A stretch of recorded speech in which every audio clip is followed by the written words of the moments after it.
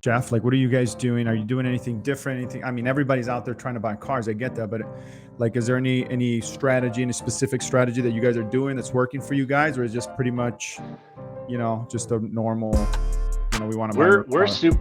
Yeah, we're super fortunate once again that we're in a bit of an isolated area, so we've got a bit of a captive audience who doesn't seem to reach out too far, so they're willing to wait a bit more than I think some other areas will, if that makes any sense, right? If you live in Mhm. a more a bigger area, you have more choices, more dealers to go to. So Sure. we haven't been our hand hasn't been forced as much as maybe some areas where you desperately are scrambling to get this inventory because if we did that, I think my dealer principal is very smart in what he's doing, and he's just kind of sitting back and utilizing what it is we have and not reaching it too far, because the scary part of all this is you build yourself up and you get a lot of, if we talk used inventory just for an example, and you start building up all this used inventory and all of a sudden it doesn't move and all of a sudden the market drops a bit, you're left with with all this money sitting in your hand that you've over on all of these vehicles.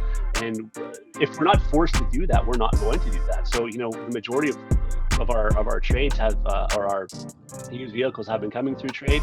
We have, though, and talking something I forgot to mention, we talked about advertising. We have been advertising more recently about buying your vehicle. So we've definitely bought more vehicles in the last 3, 4, 5 months than we had in my whole career there probably. So, but from Wow. local Okay. residents, right?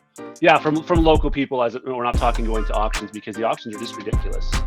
As far as I'm Hmm. concerned, you're paying so much, and by the time you bring it back to our small community, yeah, the stuff's so overpriced that it's just a real risk of it sitting there, and then you're losing money on every unit that you've bought, right?